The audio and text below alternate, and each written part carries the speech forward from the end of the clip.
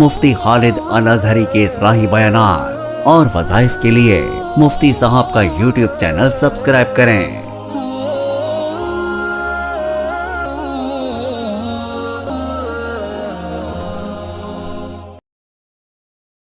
نحمده ونصلي ونسلم على رسوله الكريم اما بعد فاعوذ بالله من الشیطان الرجیم بسم اللہ الرحمن الرحیم۔ معزز ناظرین کرام، السلام علیکم ورحمۃ اللہ وبرکاتہ۔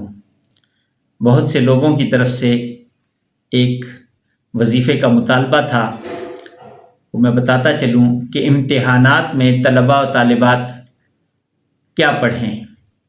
سب سے پہلی بات تو یہ ہے کہ طلباء اپنی پڑھائی پہ توجہ رکھیں، عام دنوں میں بھی پڑھائی پہ توجہ رکھیں اور نماز کی پابندی کیا کریں۔ جب وہ پڑھائی پہ توجہ دیں گے، نماز کی پابندی کریں گے تو انشاءاللہ العزیز اللہ تبارک و تعالیٰ ان کے لیے آسانیاں پیدا کریں گے۔ دوسرے، امتحانات کے وظائف بتانے سے پہلے ایک چیز وہ ساتھ عرض کرتا چلوں کہ طلباء ویسے بھی اور خاص طور پہ امتحانات کے دنوں میں سوشل میڈیا سے دور رہیں، اور اس کے بعد نمازوں کی پابندی کرتے ہوئے اپنے اسباق کی طرف توجہ دیتے ہوئے ایک خاص وظیفہ ہے جو کہ طلباء کریں گے تو انشاءاللہ العزیز اللہ تبارک و تعالیٰ ان کے لیے آسانیاں پیدا کر دیں گے۔ سب سے پہلا طریقہ یہ ہے کہ ہر نماز کے بعد 11 مرتبہ سورہ علم نشرح پڑھیں۔ ہر نماز کے بعد 11 مرتبہ طلباء و طالبات یا ان کے والدین، اگر چھوٹے بچے ہیں تو والدین اس طرح کریں، 11 مرتبہ سورہ علم نشرح پڑھیں، اور اس کے بعد جب پیپر ملے تو کویسچن پیپر لے کے اس وقت 3 مرتبہ سورہ علم نشرح پڑھ کے پیپر پہ پھونک کے پیپر کرنا شروع کریں۔ اللہ تبارک و تعالیٰ آسانیاں پیدا کر دیں گے۔ اس کے ساتھ ساتھ دوسرا ایک وظیفہ ہے، ایک تو یہ میں نے بتا دیا کہ ہر نماز کے بعد سورہ علم نشرح 11 مرتبہ نمازوں کی پابندی کرتے ہوئے، اور اس کے بعد جس دن پیپر ہو، پیپر والے دن کویسچن پیپر لے کے